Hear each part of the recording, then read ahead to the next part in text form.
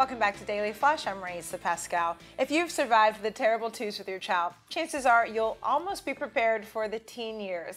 Teenagers are often written off as having difficult attitudes and wanting nothing to do with their parents, but there is much more going on. Here with us now is parenting expert Katherine Sellery with 4 ways to evolve your parent-child relationship from manager to consultant for the teen years. Katherine, welcome back to the show. Thank you. I'm so happy to be here. Such a juicy subject for us to cover today. Very juicy. I think a lot of our viewers at home are going to benefit from this conversation. So we'll jump right into it here. You know, the teenage years, as we mentioned, obviously very challenging. So what is your first tip? Make your home a judgment-free zone. Tell us about that. Totally. So, observation without evaluation is kind of the keystone. How do I be the observer without adding my evaluation? So changes in the teen years are perfectly normal, and the process can be confusing and hurtful and even a little scary for the most understanding parent. But creating a safe space for your child's individuation process is crucial to maintaining that healthy relationship. And kids absorb all of the cues and clues that we're giving off. So we may not even realize the things that we've inadvertently conveyed to our children. For example, if you've conveyed inadvertently failing a test you view as weakness, your teen may be less likely to approach you for help if they're doing poorly. So we need to be so mindful of how we're expressing our feelings and opinions so that we don't shut down conversations before they begin. Right. And on that same line, you also say, keep the line open. Now, is that like allowing them to be able to talk to you? Yes, totally. So while it seems like your child might be pushing you away, the truth is that they still need you during this turbulent phase of their life, right? So teens are faced with high stakes decisions every day, navigating peer pressure, romantic relationships, choosing their path post-graduation, and they need someone that they can trust to guide them through these decisions. And it can be you. But the more that you're available without them having to seek you out, the higher the probabilities.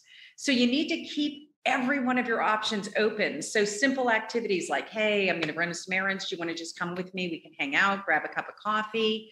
What are you doing for dinner? You want to go out? Any opportunity to create the space is going to help them find you and be available to them. Nice. And as you mentioned just now, even be available, but you also say we need to be invisible. Tell us about that. It's like, how can I do both? Yeah. So yeah, it's tricky. But the more you try to manage those obstacles that your teen is facing and insert yourself into their decision-making process, the more likely they're going to turn away from you. Okay. They need to feel independent and autonomous. And if you ignore that need, you're going to push them away. And they're going to go in a direction that may not be what you were hoping for. So as important as it is to be available to your teen, don't take it personally when they aren't interested in talking to you. It's okay.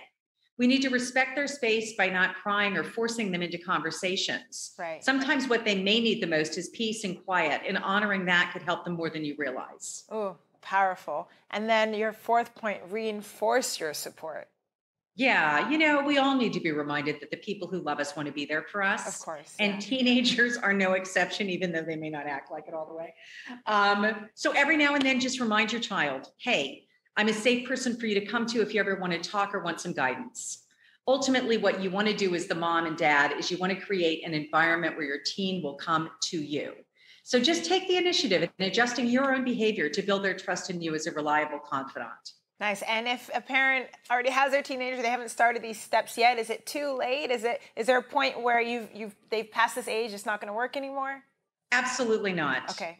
Absolutely not. Maybe there's some healing. Maybe there's some resentment flows that need to be resolved. And I've seen it over and over again. When you show up and you just are present, you can make miracles happen in a relationship. Beautiful. Katherine, we always love having you here on Daily Flash. Want to have you back. It's so great to be here. Where can our viewers go for more information? Yeah, if they want to go to freeparentingbook.com, they can get a free parenting book. They can go to theconsciousparentingrevolution.com, which is my website, and they can follow me on Instagram at Katherine Sellery. Excellent. Thank you, Katherine.